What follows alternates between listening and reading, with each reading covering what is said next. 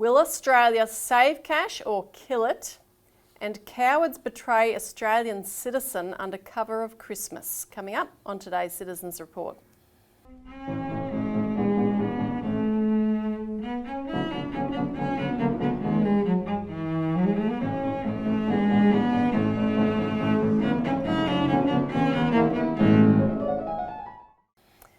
Welcome to the Citizens Report for the 16th of January 2025, and welcome to another year of Citizens Report. Happy New Year.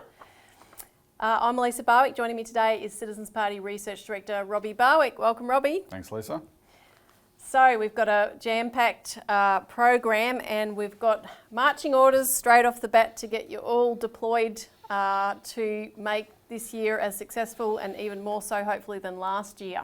And we have a little bit of a desire to try and make these shows slightly shorter than usual, Elisa. So we'll see how we go. The viewer will know by the end whether it is or not. Yes. So we shouldn't make such promises, probably. But that's why I said it's a desire. It's on the wish list. But maybe you prefer them longer. I don't know. Let us know in the comments. Yeah, let us know in the comments. And while I'm talking about that, yes, do make sure to comment below. Like, share, subscribe, share the show in any way that you can. And also, please donate if you can to support all of our efforts, particularly with this year being an election year. So we've got a lot of motion happening on that front too, which we'll keep you updated on. But firstly, today we're going to talk about the latest on the fight to save cash. There's some very interesting developments which are still fleshing out within all the details.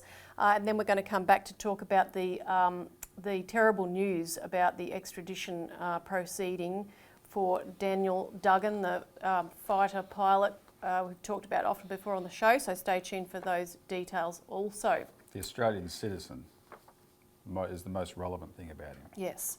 Now, and that has implications for all Australian citizens, so Yep. It is very, very important. So firstly, will Australia save cash or kill it? That is the big question, and it is a very big question because the government has put forward a consultation that it's conducting on the issue that they raised on the 18th of November last year. Jim Chalmers said the government is wanting to look at mandating cash acceptance, which sounds... Acceptance. Sounds so good. Businesses have to accept cash. Sounds excellent. And his consultation was about ensuring the future of cash, and it was in relation to payment systems and various other things. So what they're proposing is a cash acceptance mandate for the sale of essential goods and services that includes corporations and governments but excludes small businesses with a turnover under $10 million. We'll get to the details in a second, but I just wanted to note that this proposal from November last year, which has led to the consultation that's just been announced, this was prompted by proposed legislation that was put forward earlier last year by members of Parliament Andrew Gee, Bob Katter and Di Lee, which was essentially to make sure cash would be protected as a means of payment, because the most recent legislation regarding such payment mechanisms and currency, cash use and so forth, is from the 1960s. And basically, because at that point, digital systems such as we have today were not thought about, It was considered a non-issue to say that we might have to protect cash. So it's not enshrined at all. No one in history could have ever predicted a future where you would have to say to businesses, you must accept money. Exactly. All right. You must accept paper currency, But it's money. To them, money was always currency. Cash was money. There was no other money. Cash was money, right? Or checks were money as well, but cash was money. And so, if anyone, what's money? That's money. And the idea that one day a business would reject money was inconceivable. So that's why it's not in law. And all essentially the Andrew G. Katter Di Lee bill is just about updating the laws to the current time to say that whatever you might do with these digital payments, don't take away the tried and true method of legal tender that's always existed. And the reasons that the government expressed reflect that reality, which is a reality that Our campaign and our collaborators have brought to the fore, particularly through the regional bank inquiry that took place all of last year, of which you attended all the hearings and so forth, and which drew out a lot of this detail. So, you know, in its consultation paper, the government does discuss these things like outages. You know, we have to have resilience built into the payment system. So what if we don't have the internet, things like that, that came out of the hearings and have been coming out regularly in the media because it just happens, you know, or we have a bushfire or this or that or the other occurs, flood, etc. Which is quite important. They're finally acknowledging that these are the reasons to protect cash use in the system and the cash availability and access, etc. And that part of this consultation paper was very positive, and I was very pleased to read it, because there were times in the last few years when I'm sitting in these hearings in these regional towns, listening to the testimony, and just screaming in my mind, what is wrong with the government that they don't get the bleeding obvious? Yeah. That you cannot, like the idea, to me it's the poster boy of the bank's crimes, allowing Westpac to close the Coober PD branch in the middle of nowhere, 540 kilometres from the next branch, completely unreliable digital banking, right? And the government allowed that bank, which they prop up with taxpayers' money, they allowed them, that's one branch they should have said, stop it, no way, no how, you want your banking licence, you keep that branch open, you bastards, right? Don't they get that we aren't the Jetsons? We don't live in the Jetsons world. What is wrong with, just from a practical standpoint, what is wrong with you people? And finally they're acknowledging that these are the important reasons to preserve it. So we forced that reality to impinge on them, because you called your politician, you wrote to your politician, you put a submission into an inquiry. That it's a very boring, ordinary process, but it's an extraordinary process. The cumulative effect is powerful. Exactly. So this has created a shift, and therefore there's an undeniable element of this whole process that this is a victory and very important process.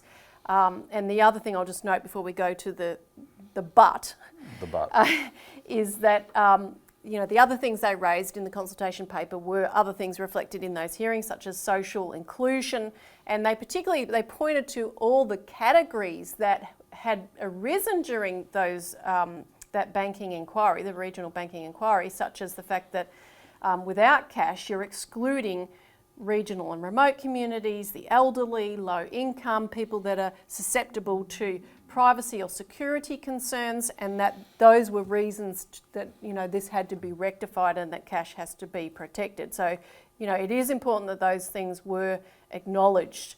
The message got through loud and clear that, as we said and we put out a media release, you should go and have a look at that on Wednesday, on the 15th of January, in which we said the government's been forced to acknowledge that Australians do not want to join the bank's cashless society dystopia.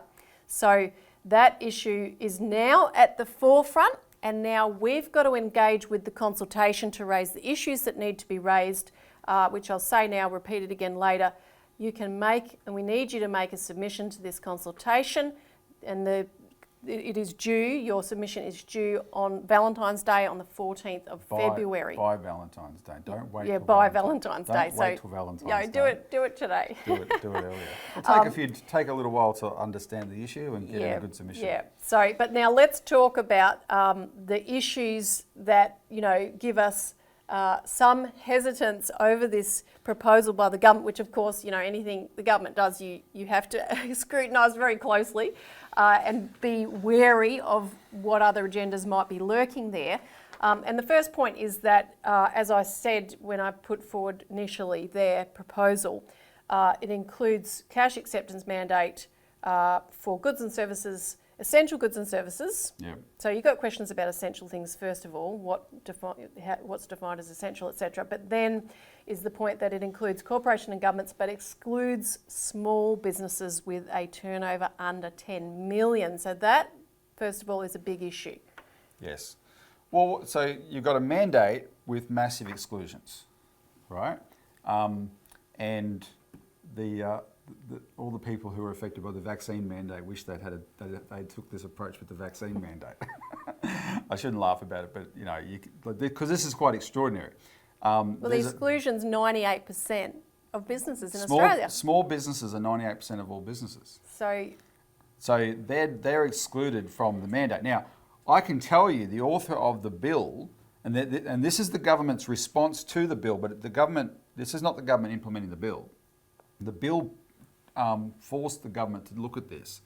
The bill may end up going nowhere, but the Andrew G. Bobcatter Diley bill, led by Andrew G., who's the independent member for Calare, I think, in central New South Wales, that Andrew G., once Jim Chalmers and what's his name, Stephen Jones announced this, he was very unhappy, the idea that there would be any exclusions at all. His bill allowed for some exclusions, but only in very, very specific circumstances, right? This is excluding non-essential goods and small business. So there's a couple of parts here, and the question that as we're going through these details, Elisa, that people need to start wrapping their heads around, and we're not going to say one way or the other yet. I wouldn't be that confident to say it, but is this creating unintended consequences that could be worse? Or is this a screw up by design that's actually going to accelerate the death of cash? That's the question here. And of course, a lot of people are going to be naturally suspicious, hang on, it's by design. That this is a wolf in sheep's clothing, right? And we have to, and trust me, it could be. Because the problem is when the Treasury is assigned a job like this to say, okay, there's huge political pressure on the question of saving cash, we're going to have to come up with something. Their first port of call is to consult the banks, with whom most of those Treasury officials hope they'll get jobs one day, because the revolving door between Treasury and the banks is enormous, right? And if you don't believe that policy can be made that way, ask Alan Fells on the ASIC issue, who testified at that ASIC inquiry the year before last and said how enforcement, when ASIC was set up, enforcement should have been given to his agency, the ACCC, which had a good reputation for actually enforcing the law against companies, but Treasury officials insisted that it go to ASIC instead, and then those same Treasury officials insisted that ended up working at the banks. And the banks are the only entities that never complain about ASIC, right? Because it never enforces anything against them of any real substance. So anyhow, that tells you how there is a corruption of Treasury, and they've come up with this, frankly, this dog's breakfast. So if you think about, we'll just take the first exemption, which is non-essential goods and services. Straight away, they actually create a definition problem. What is essential and what is non-essential? And of course, with the banks, they love that because they've always they always want their cake to have their cake and eat it too. And we saw that in COVID. The banks insisted in COVID on being designated essential services, essential businesses, so they could remain operational. They lobbied for that, but then they went and shut thousands of those essential businesses and took them away from country towns, right? So they just want their cake and eat it too. And this is and when you have to come up with something that involves definitions, requires definitions, then the lawyers can have a field day, etc. Well, cake may not be essential for one thing. Well, exactly. I immediately thought of John Hewson in the 1993 election campaign on a current affair when he was asked, well, how much GST applies to a birthday cake? Yeah. And everyone of a certain age will remember they were stumbling around, etc. Because the flour is essential, but the cake itself is all this sort of rubbish, right? That's what you get into. And I want to highlight one particularly bizarre thing. They've already given in the consultation paper. I've got it here. You'll see it. People should get on. We've got the links there. People should get on and get the consultation paper. Read it yourself. Mandating cash acceptance. But what they say is they've already given some definitions of what they think is essential, and for some reason they think that adult Australians should walk around naked. If you're into that kind of thing, if that's your thing, maybe you can protest, Barb. This paper is your license to do it, because they define children's clothing as essential, but not adults' clothing. Adults' clothing, for some reason, is not essential. You just keep wearing what you've got until it turns to shreds, apparently. No, this is anyway. That's a ridiculous thing. And the other one, of course, is by exempting small business. Then here's where the fear that's, and Dale Webster, who's the independent journalist who did a lot of work on bank closures and has a really good understanding of how cash works out in the community, she is going to write this up. But she's raised the fear that until now, there's a default that the default setting of almost all Australian businesses and small businesses is yes, they should take cash, unless they put a sign up in their door and make it clear they're not going to, etc. But there's just an assumption. I'm in business, I'm going to take cash, right? If you create a mandate where it's explicit that small businesses are exempt, from that moment on, small businesses can say to their customers, well, we don't have to take cash. We're exempt from the law. Right? And it creates a legal bias in the favour of that. Now, the average small business may not immediately jump to that, but the average small business is under enormous cost pressure all the time. They generally love cash because it's free from the fees and charges that the banks put on electronic transactions. But the cost of actually banking it is becoming a greater and greater cost to small business because the banks are further and further away, right? And so the bank could say to start the banks who want to get rid of cash, they want more and more transactions going through them. They could use this law and say to their small business customers, hey, or even put extra costs on small business and say, but you don't have to have those costs, you can go cashless. Right? You're exempt from the mandate. Well, that would have the opposite effect of what the government says they want. Well, see, because the banks have been crying over the cost of providing cash, as if it's not their cost to be borne, etc. So, they can, tell the businesses, well, you're exempt from that mandate and this is very costly for us. So, either talk them out of using it or put up costs to cover that cost because you're not covered by that mandate, so you should pay for that privilege, that kind of attitude. What we might be seeing here, Elisa, with this process, because it starts with the consultation where the submissions close on the 14th of February, and then from the consultation there will be the next step, and then the next step, and then there will be eventually legislation, and then this is supposed to come in as of 2026, right?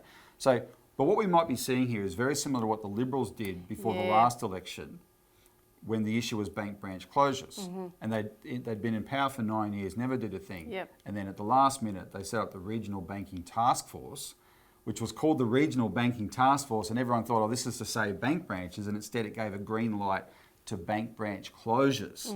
And the Labor Party knows now, there's an election coming up, it's just before the election, cash is a big issue, people are concerned about it. So is this their way of jumping on the issue and say, oh yeah, we support cash, look, we've started this consultation process to establish a mandate, right? That'll end up doing the opposite of what they say it is. And if that's the case, then that is just politicking by them, right? But this is where the public needs to really engage with this process. And a lot of different people have different perspectives even than us. When I say different perspectives, you'll have understandings of these unintended knock-on effects, etc., in ways that we haven't even thought of yet. Right? So please participate in this process, make a submission. They're all very valuable. Yeah, we just have to get the debate opening on this question so that these issues can be ventilated and, we come to the right decisions on this matter. Now, the other thing we said in our media release is that the rumours of the death of cash are greatly exaggerated, and just we continue to find, errors in the way the data is presented by the Reserve Bank and others trying to say, cash use is no longer, supported by the population, etc., etc. Look, the bottom line there is that in December 2022, the RBA released the results of its survey that it does every 3 years, where they get 1,000 people to keep a diary for a week on how they spend money, right? And the headlines from that survey was 13% cash use. Cash use plummets to 13% of transactions. It turns out that, because it's a footnote from this consultation paper, there's a footnote to another RBA paper, right, that you initially looked at last year. It's called the Cash Cycle. 2023, actually. The Cash Use Cycle report. And it turns out that there's a annual survey the RBA does, where it's a much more straightforward survey. They call people up out of the blue and say, can you take a survey? Yep. All right. The last transaction you made before this phone call, how did you pay for it?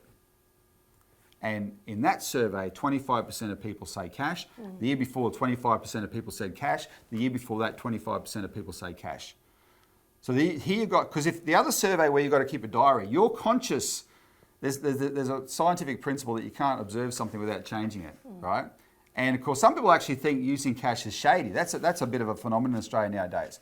But you're conscious that you're being observed, right? And so that can affect your behaviour. This is a much more straightforward survey. 25% consistently say the last transaction they did use cash. That's a much higher level of cash use than they were trumpeting. And they were trying to tell us cash was dead, right? And you've got to consider that in the face of that, that's despite the fact that the banks have made cash so hard to get, because there is 30% fewer bank branches in Australia since 2017, 30%, 1/3 are gone.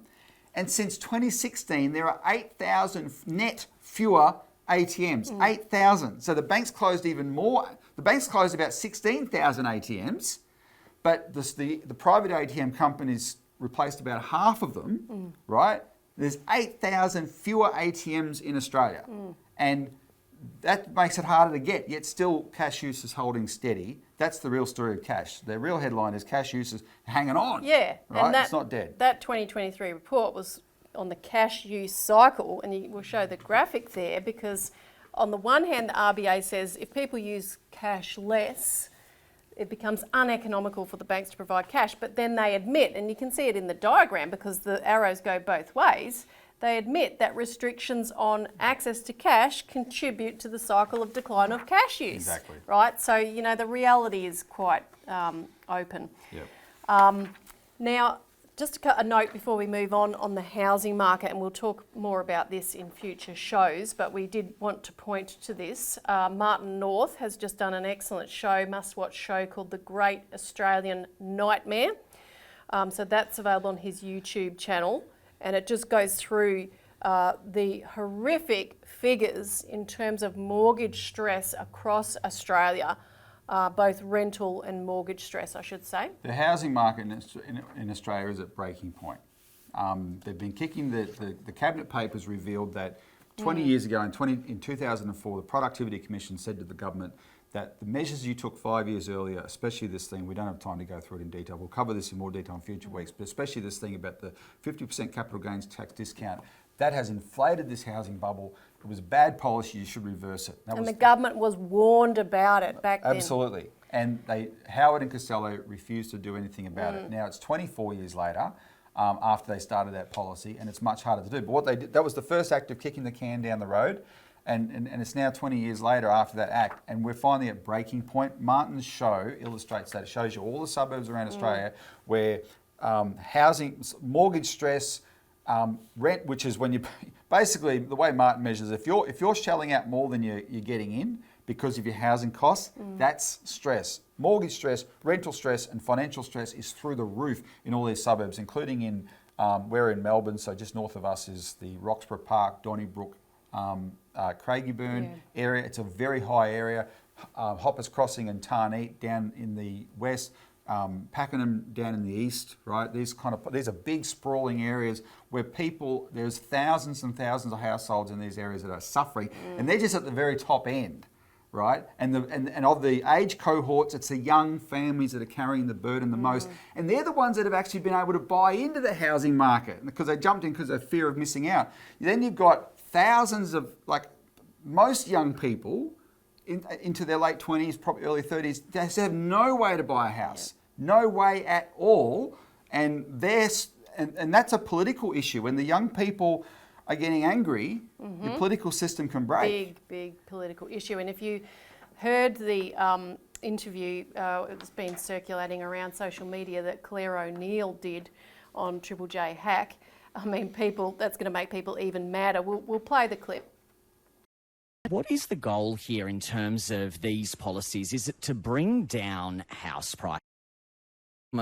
Wants to do? We want to bring house price growth into something sustainable. So we're not trying to bring down house prices, but we don't want to see some of the growth that we've seen in some parts of the country where you're getting double-digit increases in house prices year on year. Why don't you want to be seeing house prices drop? Because if you're looking to get into the market, if you're a young person looking at what's ahead of you, you definitely want to see house prices come down. Well, that may be the view of young people. It's not the view of our government. We want to see sustainable price growth. We want to see more houses come online. We want to see that rental vacancy rate go up a bit because that will relieve pressure on renters. And we certainly want to see more homeowners. And the government has taken action on all of those pieces But this Minister, week. if house prices don't come down, doesn't that mean that this system is stacked against young people, that it's just not going to work for them? Sure, and Dave, we may have a difference of view about this. I have a strong view. Our government's policies are not going to reduce house prices. We want house prices to grow sustainably.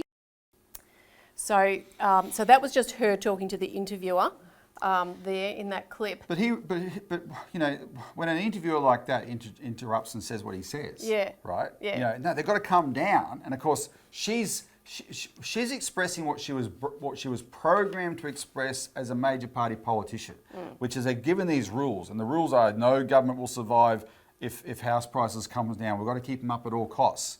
Well, that might have been a truism that didn't have bad consequences back in the 1970s or 1980s or 1990s, but that's when the houses were 3 to 4 times annual income. Yeah, no one wanted, people expected a 1% rise in house prices every year. No one wanted a 5% fall, right? That looked bad. But we're talking about house prices that are 10, 15 times income. People can't afford them. The young people are just locked out, right? And the government is so tin-eared. And the problem is, and this is a challenge for our viewers as well, we have this divide in Australia between the baby boomers and the younger set. And because the baby boomers are thinking, well, I got all this wealth tied up in housing. And it's ahistorical. No generation of Australia before the 21st century ever had this much capital growth in housing. None. So don't accept it is normal. It is not the new normal. It is an aberration. And they've kicked the can down the road for 20 years, and when it finally blows, it's going to blow. And the problem for the people who have the houses, they think, oh, I've got all this wealth.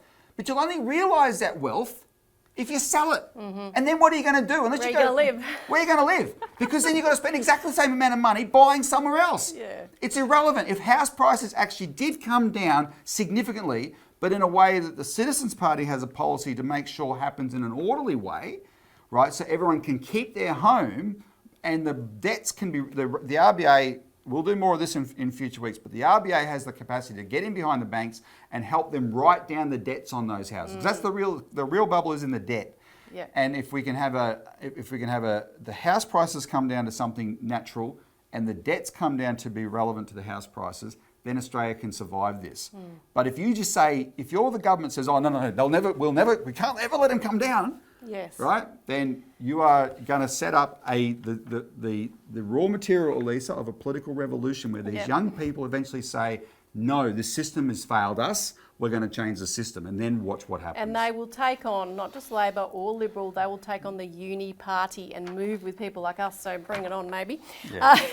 And you can read more about it in this week's issue of the Alert Service because it is the banks that are behind this policy. The government is subservient to the banks when it comes to this issue, and that's why Claire O'Neill speaks so 100%. vehemently the way that she does. All right, let's move on to our next topic. Cowards betray Australian citizen under cover of Christmas.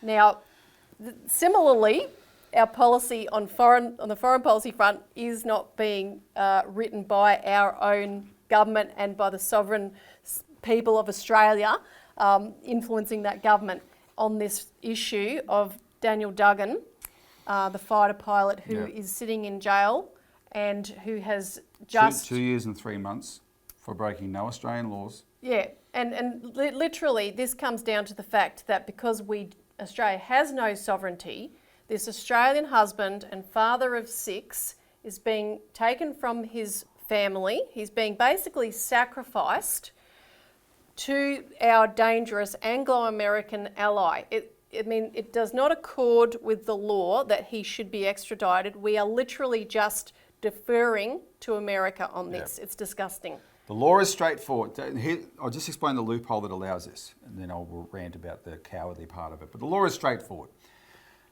Every extradition treaty is essentially the same. The number one principle of extradition is dual criminality. It's got to be a crime in both countries. The law under which Dan Duggan is being charged in America, there is not an equivalent law in Australia. There's just not. And so it doesn't meet that basic thing. And therefore, it comes down to, it was up to the Attorney General to look at the law and say this doesn't apply. But the loophole is, we have this curious extradition treaty with America, which is a bit different with the others, where in our extradition treaty with America, that principle of dual criminality can only be tested in a US court. So the very thing that has to be, the test that has to be met before extradition can only be tested after extradition. Wrap your head around that. And so that has allowed Attorney General Mark Dreyfus under the cover of Christmas, the 23rd of December, to approve his extradition. And that's why we're calling them cowards. And, and Canberra is known as Cowards Castle. This is a most cowardly act that you can imagine. And that meant he could be extradited between the 1st of January and the 17th of February. Yeah, from that day, from that announcement, the extradition could have taken place any time from the 1st to the 17th of February. And the real danger with that was, that didn't allow, if they had bundled him onto a plane on the 1st of January, there would have been no opportunity for the family to rush to a court and seek an appeal, right? The Attorney General acknowledged it was appealable, but there's no practical opportunity to do that. Now, as it happened, he wasn't bundled off straight away. And so on Monday this week, the legal team defending Dan Duggan was able to file an appeal, and that appeal is going to go ahead. And what that does is, while the appeal's in place, the time frame for his extradition is suspended, right? And the clock will start again after the appeal. If the appeal is finds against Dan Duggan, the clock will start again then, and he can be extradited. But maybe the appeal will work. Who knows? But this is how the Australian government operates. Everything was closed on the 23rd of December. Our office was closed. The courts were closed. I'm thinking, how do we get this message out to people? I made my first ever TikTok video sitting on our back porch, and an angry 2-minute diatribe into TikTok. That got 30,000 views, which was interesting how TikTok can work like that. Made a YouTube video on my YouTube channel, right? So that got quite a few views, just to get the message out there this was happening. It did start getting a bit of media coverage as well, which is good, not before time. The main thing with what the Australian people can do on this front, Elisa, is actually realise, well, the only help this family is going to get is from us, the people, because they're certainly not going to get it from the government. And the point I made in my TikTok video is that what this actually shows is, if you are an Australian citizen and a foreign country is coming after you, your government will not protect you if that foreign country is the United States. That's what it shows. We are a few weeks away from Australia Day. On Australia Day, a couple of 100,000 people will attend events around Australia to become naturalised citizens, as happens every Australia Day, as happened to Dan Duggan back in 2012. And when you become a naturalised Australian citizen, the minute you are not, I was born in Australia, I'm as Australian as it gets. The minute he became a naturalised Australian citizen, he's as Australian as me. When my grandfather, who came from England, became a naturalised Australian citizen, I was there when my father, who was born in England and came over as a baby with my grandfather, I was there in Brisbane in the 80s when he became a naturalised citizen. We got to meet the Lord Mayor Cellier Atkinson, and it was a whole big event for the family, etc. From that day, he was as Australian as me, supposed to have covered all the protections of being an Australian citizen. And that's why people have to understand this is a significant threat. The principle of this is a significant threat to all Australians. And another example that people should be aware of is, there's a book you can read called The American Trap by a Frenchman named Frédéric Pierucci. And he was someone who the Americans arrested and put through the American judicial system solely so they could extort the company he works for, which was a big French company called Alstom, France's national champion as a company. And the local trains here, I noticed on the Melbourne transport system, are actually, the carriages are made by Alstom. Because I read this book, it jumped out at me. General Electric wanted to buy it. And Alstom did. This was France's national company. They didn't want to sell it. So they put a Frenchman in prison for years and just to extort the French to sell their national company to General Electric. Total abuse of the process. Total weaponisation of the American judicial system. That's what the American judicial system is capable of doing. They claim extraterritorial reach anywhere in the world if you are doing a deal, if you're a Kiwi who goes and does a deal in Mozambique, which has nothing to do with anything with the Americans, but you settle that deal in US dollars, they claim jurisdiction. And they can arrest you if there's something about it they want to arrest you for. If you're doing business anywhere in the world and you send an email that as it's going through, routed through all the different things at the speed of light that emails are routed through, and they go through an American server once, the American Justice Department claims jurisdiction and they can grab you. And that's why every government in the world worth its salt needs to be protecting its citizens. Yeah. And our government will not protect an Australian citizen if the government coming after them is the United States. This is a mad imperial power that's out of control. And in this case, it's an Australian family that's being absolutely crushed. And if you haven't, if you're not aware of the details of the story, you can go back and look at our previous shows. But it's just suffice to say that this is a man, Dan Duggan, who got caught in the crossfire, essentially, of America's plan to demonise and prepare war with China. The craziest, most despicable politicians on the planet in the United States who want a war, not happy with all the blood they're dripping in from all their previous wars, decided, okay, now we're going to go for the big one. Too stupid to look behind them and realise, we haven't won one of these wars. Yeah. Right? They decided, and so it was this, with that frame of mind, that they targeted Dan Duggan out of the blue. Lots of pilots did what he did in South Africa, lots of British pilots, Australian pilots. Only he got arrested because the British government straight away said it was nothing illegal, etc. But it doesn't matter. They know it. They don't have to prove it's illegal. They just want to get him in there because once he's in there, right, then the machinery of the system takes over, and there's probably some other agenda they have. Anyway, and we've covered that a lot. But Elisa, Australians need to help this family. So we've been appealing to everybody, get involved. We'll put the link below to the free Dan Duggan website where you can help fund them. Their legal team is working for free. They're not working pro bono. They would like to be paid. Lawyers want to be paid, but they're not being paid, right? They're doing this, but they need US lawyers already, and they have to be paid. So it's really, really serious. So it's freedanduggan.org. Just before... I do want to read a few sections of this because in mid-November, Dan Duggan wrote a letter to Caroline Kennedy, the Australian ambassador to Australia. Sorry, the US ambassador to Australia, and of course John F. Kennedy's daughter. And I just want to read some excerpts because this is a letter of desperation, right?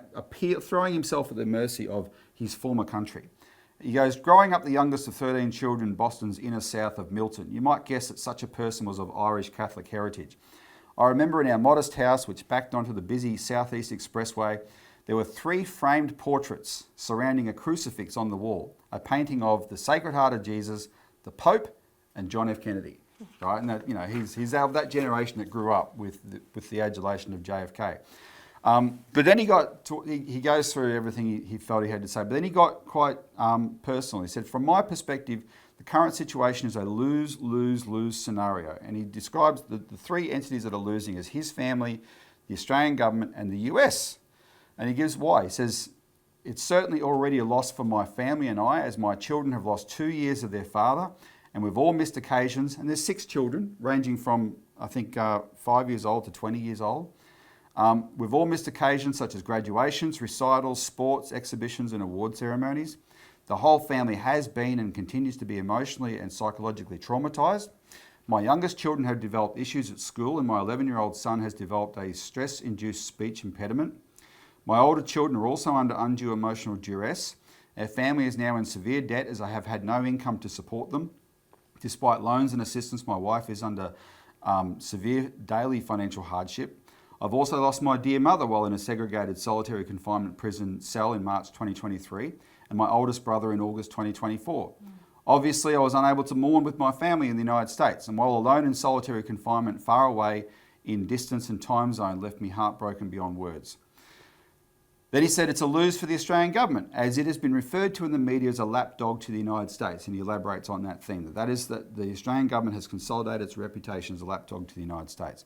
And then he says, which brings us to the loss for America. Not only is there a loss of trust and respect by the Australian public for a country that espouses to be a model of a free, transparent, representative Western democracy to admire, there is a loss of appetite for what is perceived to be a blind obedience. This is especially true among the Australian millennial generation whose influence continues to emerge. And then he's saying, look, Australia have always not questioned being America's ally, and because of what you're doing, people are now questioning it, right? And he concluded by saying, we ask for compassionate mercy. Please, my children are suffering. My wife is stressed beyond her limits and I'm losing the ability to cope. I am innocent of the accusations against me and it has been a long 2 years and counting. The undue stress on our family is bound to lead to further tragedy, and the lives and welfare of those within it are literally in your hands. We hope and pray you can find within yourselves as good people to make the professional and political decision in order to facilitate this matter to its rightful end. As the matter was born of a geopolitical nature, it requires a political intervention. We, therefore, with utmost respect, request that either the indictment be withdrawn due to the many legal flaws within it, or that the President exercise his broad pardon authority to allow our family to be reunited once and for all. Thank you. And Joe, it's now the 16th of January. Joe Biden is president for the next 4 days, and at the there's already been a flurry of pardons and preemptive pardons and commutations of sentences that he's done, apparently the most in history. He spent all his time trying to preemptively protect people from whatever revenge Trump might take on them. Here's a case that he could deal with very simply and just end this nightmare for this family. Because remember, he pardoned his own son who is guilty because he said the US system is corrupt and weaponised politically.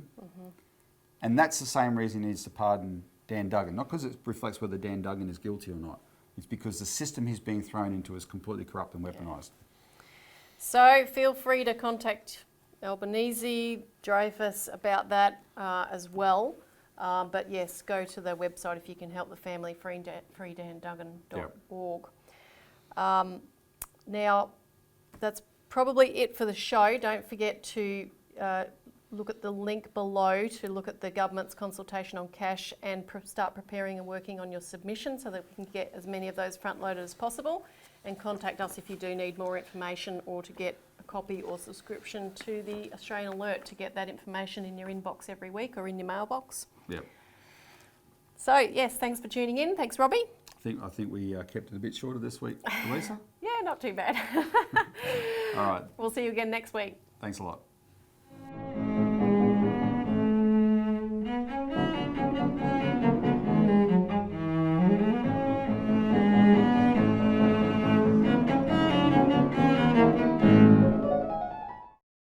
Authorised by Robert Barwick, Citizens Party, Melbourne.